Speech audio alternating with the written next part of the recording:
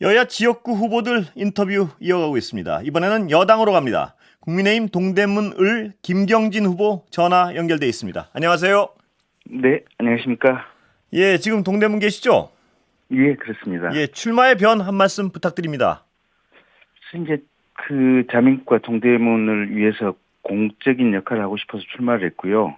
이제 대한민국이 해방 후에 한 80여 년 동안 엄청난 발전을 해왔지만 지금은 아마 나라가 계속 발전할 수 있느냐 아니면 후퇴와 퇴보로 갈 수 있느냐 아마 이런 변곡점에 있는 시간대라고 보고 있습니다. 그래서 이게 도둑들이 정치 권력을 잡고 또 이번 총선을 통해서 정치 지도자가 되겠다고 하는 이런 상황들을 막아야 되고요.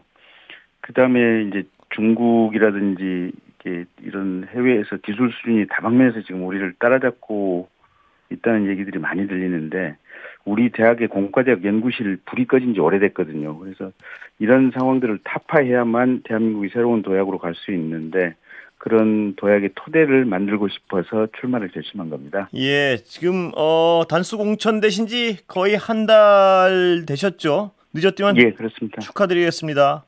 네, 예, 그런데요. 지금 아까 R&D 네. 그것이 가장 시급한 지역 이슈인가요? 어떻습니까? 보시기에. 그거는 이제 전국적인 이슈고요. 제가 예. 20대 국회 할 때 이제 과방에 있었습니다. 예. 4년 내내. 그래서 이게 인공지능이라든지 또 우주 산업이라든지 이런 부분에 대한 관심이 많았고, 대한민국이 결국은 기술력으로 먹고 살 수 예. 있는 것이 이제 가장 중심 핵심 상황인데, 이게 성장의 불이 조금 꺼져가는 것이 아니냐, 이제 이런 우려들이 있어서 이런 국가적인 이슈에 대해서 제대로 선도할 수 있는 사람들이 국회의원이 될 필요가 있지 않나 예. 그렇게 봅니다. 예, 그런데 하나 여쭤보지 않을 수 없는 게요. 대통령은 그 R&D 예산을 대폭 삭감해가지고 여러 가지 비판이 있었는데 지금 어떤 추구하신 거랑 약간 상치되는 측면이 있지 않습니까? 어떻습니까? 그래서 혁신위에 있을 때 이제 R&D 예산에 대한 회복 이슈를 제가 좀 던졌었고요. 예, 그다음에 대통령께서도 과학기술 수석을 신설을 했고 이제 과거에는 비서관급 과학기술 비서관이었는데 과학기술 수석제를 신설하면서 여러 명의 이제 비서관들을 두는 걸로 지금 어떤 과학기술 가버넌스 체계를 다시 재정비를 했고요. 그 다음에 과기부 차관들 얼마 전에 이제 대폭 교체를 하면서 R&D와 관련된 부분은 대통령께서도 뭔가 좀 판단 착오가 있었던 예, 것을 간접적으로 인정을 하고 다시 지금 회복하는 방향으로 가고 있습니다. 예. 그러니까 예산 조정 과정에 있다. 내년에 다시 늘릴 것이다. 이 말씀을 하신 건데 그건 하여튼 줄인 삭감한 것은 판단 착오였다. 이렇게 규정을 하시는군요.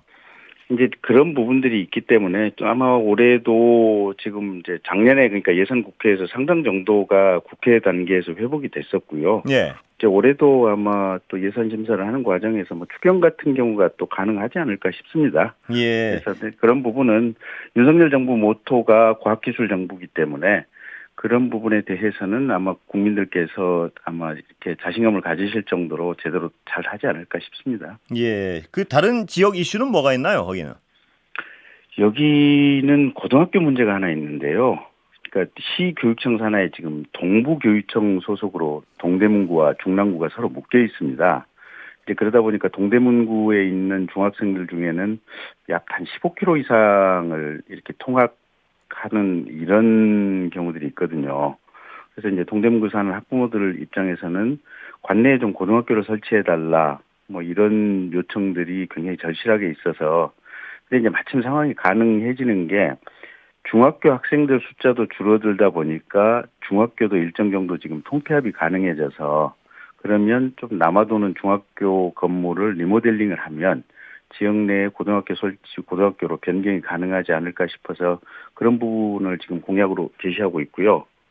그다음에 이제 우리 동대문 을 지역 같은 경우는 지하철 1호선과 5호선의 중간에 사각지대가 좀 있습니다. 그래서 이 지하철 사각지대를 해결해 달라라는 요청이 매번 선거 때마다 있었는데 이게 해결이 잘 안 된 이슈들입니다. 근데 저 같은 경우는 마을버스라든지 단기 버스를 좀 많이 늘려서 왕십역이라든지 군자역이라든지 주요 전철역으로 이렇게 잘 이어질 수 있도록 하는 이런 공약. 그다음에 5호선 지선을 만들어서 장안평역이라든지 장안노타리 또 청량역으로 잇는 그런 공약을 준비하고 있습니다. 예. 자, 지역 현안은 여기까지 듣고요. 정치 네. 일반에 대해서 좀 여쭤보겠습니다. 그 지금 아까 들으셨는지 모르지만 이현주 전 의원, 이현주 후보 나오셔가지고 그 이종섭 전 장관의 출국 문제를 굉장히 어떤 신랄하게 비판하셨는데요. 어떻게 네. 보십니까? 지금 이 상황에 대해서. 글쎄요, 지금 이미 공수처에 자진 출석해서 조사를 받은 것이 아닌가요? 그리고 해외에 나갔다고 하더라도 전화라든지 이메일이라든지 화상 방식으로 충분히 추가 조사가 가능할 거라고 보고 있고요. 굳이 추가 소환 조사가 필요한 부분이 있으면 소환의 이유를 분명히 밝히면서 출석 요구를 하게 되면 대사라고 하는 대한민국의 공직자가 이게 소환 요구를 저는 거부할 것이다 이렇게 생각지는 않습니다. 그래서 이게 마치 무슨 도피성 대사 임명이다 뭐 이런 식으로 얘기를 하는 것은 굉장히 상황을 지금 호도하는 것이 아닌가 그렇게 보고 있습니다. 가장 논란이 되는 것 중에 하나가 법무부가 법을 집행하는 법무부가 출국 금지 상태에서 대사 임명을 했단 말입니다. 이 부분은 문제가 되지 않습니까? 보시기에? 근데 그 전제가 이미 이제 공수처에 자진 출석해서 조사를 받는 것이 지금 전제가 돼 있는 거 아니겠습니까? 그래서 자진 출석해서 조사를 받았기 때문에 그런 어떤 연장선상에서 출국금지를 해제했기 때문에 저는 아무런 문제가 없다고 보고 있습니다. 아니 제가 여쭤본 거는 그 해제 자체도 문제가 되지만 출국 금지 상태에서 대사 임명을 한다는 그 행위 자체가 문제가 되지 않습니까? 이 법치주의라는 점에서요. 출국금지라고 하는 것은 지금 절차적인 내용이고요. 아까도 말씀드렸다시피 소환 조사가 필요하면 공수처에서 호주 대사에 대해서 다시 와서 소환 조사 받으십시오. 이렇게 요청하면 그러면 이종섭 대사가 한국에 들어와서 조사를 안 받을까요? 네. 저는 안 받을 거라고 생각하지 않습니다. 그러다 보니까 이 논리 자체가 소소한 문제를 가지고 괜히 확장해서 침소봉대하는 논란을 굳이 만드는 상황이다. 이렇게 보고 있습니다. 가장 어떤 상식적인 질문은 이거 같습니다. 그러니까 호주 대사를 할 분이 어떤 주요 사건의 피의자밖에 없느냐? 꼭 그분이어야 되느냐? 출국 금지까지 돼 있는 그분을 꼭 임명해서 내보내야 되느냐? 뭐 이런 질문 같은데요. 다른 얼마든 전문가들이 있을 텐데 왜 이런 논란을 자초하느냐? 뭐 이런 부분 같습니다. 전문성이 충분히 있으니까 호주 대사를 하고 있다고 보고 있고요. 아니 이재명 후보 같은 경우는 지금 대장동에 백현동에 수없이 많은 항목으로 지금 재판받고 있고 영장이 청구돼 있고 그런 분들도 지금 당대표를 하고 있고 국회의원을 하고 있는 상황 아니겠습니까? 아예 신당을 창당한 조국 장관 같은 경우는 1심에서 실형 2년, 항소심에서 실형 2년 이런 분도 지금 비례대표 정당을 창당해서 본인이 당대표를 하시고 있는 상황 아닙니까? 아니 황운하 씨 어떻습니까? 본인이 지금 울산시장 선거 개입했다고 1심에서 실형 받아놓고 또 지금 비례대표 신청한 거 아니겠습니까? 그러니까 그런 어마어마한 범죄를 저지르고도 뻔뻔하게 국민들 앞에서 정치 지도자를 하겠다고 얼굴을 내미는 사람들이 많은 이런 상황들이고요. 물론 이제 그거하고 비교할 것은 아닌데. 네. 아니 이종섭 장관 같은 경우는 이미 공수처에 자진 출석해서 조사를 받았고 본인이 대사기 때문에 공수처에서 다시 출석 요구가 있으면 한국에 들어와서 다시 조사를 받을 것이고 대사들이 1년에 최소한 3번에서 5번 정도는 본국에 여러 가지 이유로 들락날락 들어오는 상황들인데 그때 이게 조사를 받으면 되는 거 아니겠습니까? 예. 그래서 이 문제는 굳이 야당에서 현재의 정부를 비판하기 위해서 인위적으로 문제를 만드는 것이다. 그렇게 보고 있습니다. 예, 뭐 이 문제 가지고 관련해서는 여쭤볼 게 많습니다만 다른 어떤 정치 관련 질문을 좀 해야 될 것 같아서요. 넘어가겠습니다. 그 야당 공천에 대한 평가를 한번 해주시죠. 글쎄요, 결국은 이제 야당이 뭐 여러 개가 있을 텐데 민주당 기준으로 본다면 이재명 당대표가 대선에 도전하려고 하는 생각을 여전히 가지고 있고 그 대선에 도전할 만한 잠재적인 어떤 이렇게 후보군들에 대해서는 싹쓸이로 지금 전부 배제한 것이 아닌가. 그래서 저는 어젠가요? 오늘인가요? 지금 박용진 의원 공천 배제됐고 그게 가장 젊으면서도 또 개혁적인 의원을 배제시켰다. 또 홍영표 의원, 뭐 임종석 실장 전부 그런 맥락 속에 있는 것이 아닌가 저는 그렇게 보고 있습니다. 여당 공천 어떻습니까? 오늘 도태우 변호사와 관련해가지고 여러 논란이 있는 걸로 알고 있는데요. 이제 그 부분은 당에서 적절하게 결정을 할 거고요. 어쨌든 자체로 지금 차분한 공천이고요. 그다음에 뭐 이렇게 강남 등 기존에 좋은 지역구에 계시던 분들은 경기도 험지로 이동해서 지금 이렇게 출마하고 있는 이런 상황들이고, 그다음에 대통령 측근이라 그래서 무슨 공천에 특별한 혜택이 있었던 것 같지도 않고, 그래서 한동훈 비대위원장 주도로 이게 시스템 공천이 된 것이 아닌가, 저는 그렇게 평가하고 제가 있습니다. 여쭤보는 부분은 그 도태우 변호사의 과거 발언, 5.18 관련 발언, 이런 발언이 있는데도 불구하고 공천을 유지해야 된다고 보십니까? 아니면은 바꿔야 된다고 보십니까? 도태우 변호사 같은 경우는 이미 지금 5.18 관련해 가지고는 그 대법원의 판결, 그다음에 5.18 민주화 운동에 관한 특별법, 이걸 통해서 사실은 대한민국 사회의 역사적인 평가가 분명히 이루어진 거고요. 그 평가에 반하는 언동을 도태우 후보가 했다고 한다면 그 부분은 비판을 받을 만한 상황이고 아마 공천 취소를 하는 게 맞겠죠. 예. 다만 이제 이 문제가 제기가 되니까 본인이 판단 잘못했다, 과거의 발언에 대해서는 사과한다, 이 생각에 대해서는 철저하게 본인이 그 생각을 조정하겠다, 지금 이렇게 얘기를 하고 있으니까 그러다 보니까 아마 당에서 고민이 많은 것이 아닌가 이렇게 보고 있습니다. 예, 지금 김경진 국민의힘 동대문구 을 후보 전화 인터뷰하고 있는데요. 다음 주에는 경쟁자인 민주당 장경태 후보도 인터뷰를 하도록 저희가 시도하겠습니다. 자, 김 후보님, 네. 지금 장경태 후보가 상대방인데요. 어떻게 평가하십니까? 글쎄, 그거는 이제 지역구 주민들과 국민들께서 평가하시는 게 옳을 것 같고요. 네. 상대 후보인 제가 평가를 하는 것은 조금 이렇게 한국말로 개무가 아닌 듯해서 굳이 평가하지 않겠습니다. 예, 이번 총선 지금 조국 혁신당, 윤석열 검찰 정권 심판 프레임 어떻습니까? 보시기에 어떻게 웃긴 평가하십니까? 소리죠. 한마디로 이 국민들을 선동하는 이런 소리고요. 윤석열 대통령 국민들의 투표에 의해서 선출된 대통령이고요. 검사 출신 국회의원들 같은 경우도 국민들의 투표를 통해서 선출된 국회의원들이고요.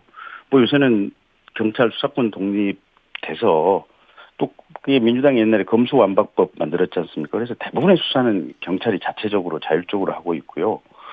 또 가령 뭐 검사가 제한적으로 예외적으로 일부 수사를 한다고 하더라도 뭐 압수수색을 하든 체포를 하든 전부 판사가 발부한 영장이 있어야만 압수수색도 체포도 가능한 거 아닙니까? 그래서 무슨 검찰 독재 프레임이 말도 안 되는 소리라고 보고 있고요. 오히려 조국 같은 사람은 지금 이렇게 재판만 5년, 6년째 지금 하고 있는 거고, 울산시장 선거 개입 사건도 지금 1심 판결 나는데 한 5, 6년이 걸렸던 것 같고요.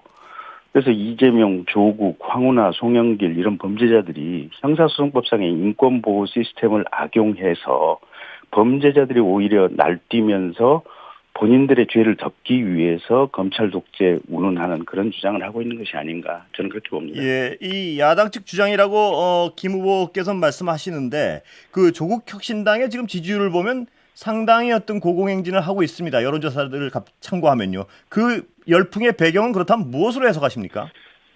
글쎄 이제 그 민주당 이재명 대표의 범죄 행위, 기소된 내용, 재판받고 있는 이 과정, 거기서 아마 실망한 민주당 지지자들이 결국은 조국 혁신당으로 지지를 변동한 것이 아닌가. 그래서 조국 혁신당의 돌풍이 일어난 것이 아닌가, 그렇게 봅니다. 조국 혁신당이 지향하는 어떤 검찰 독재에 찬성하는 것이 아니라 민주당 이재명 대표의 실망한 표들이다, 이렇게 보시는군요. 검찰 독재라고 하는 얘기를 이분들이 지금 범죄자들이 반복적으로 지금 하고 있는데요. 예. 아까도 얘기했지만 검수완박법, 그다음에 수사권의 경찰 독립, 그다음에 검사가 하고 있는 모든 수사는 판사의 영장이 있어야만 가능하다는 이런 상황을 가지고 보면 국민들을 상대로 해서 계속해서 호도하고 현혹시키는 거짓말을 반복적으로 지금 조국이나 이재명 또 황운하, 송영길 이런 분들이 하고 있는데, 국민들께서 지금 잠시 조국 혁신당에 대해서 지지를 보일지는 모르겠지만 장기적으로 보면 저는 이게 거품이라고 생각하고 있고요. 예. 이게 꺼질 거라고 보고 있습니다. 지금은 국민들이 현혹되고 있다, 이렇게 판단하신다는 말씀이시죠? 뭐 국민이라고 표현하는 건 좀 이상하고요. 예. 그건 뭐 구설에 어쨌든 이분들이 국민들을 현혹시키고 있는 거고, 그러다 보니까 항상 이게 올바름이 결국은 이기게 승리하게 돼 있습니다. 그래서 이분들의 거짓 주장은 조만간 소멸될 것이다 이렇게 봅니다. 예, 수도권 판세를 어떻게 읽으세요? 피부로 많이 느끼신다 그러는데요. 한동안 한동훈 위원장 와가지고 여러 가지 이제 지지율 지표도 좋고 이제 30, 40대들도 관심을 보였었는데 최근에는 어쨌든 조금 주춤한 상황이 아닌가 지금 그렇게 보고 있고요. 그래서 아마 오늘 중앙일보에 나왔던 어떤 기사 분석 기사가 상당히 지금 의미 있는 분석이다. 저도 그 공감을 시간은 하고 있고요. 20초 정도밖에 안 남았습니다. 정리하시면 될 것 그래서 같습니다. 예. 예, 당에서 이제 뭐 나경원, 원희룡, 안철수 이분들 수도권 선대본부장으로 이렇게 보완하고 있는 것은 잘한 결정이다 이렇게 봅니다. 예, 지금 주춤하고 있는 건 원인이 뭐라고 판단하십니까? 아까 말씀하신 대로 이분들이 검찰 독재 프레임을 가지고 여러 가지 거짓 선동과 주장을 하고 있기 때문에 지금 조국 혁신당의 어떤 그런 문제가 생기지 않나 싶습니다. 예, 오늘 말씀 여기까지 듣겠습니다. 국민의힘 동대문을 김경진 후보였습니다.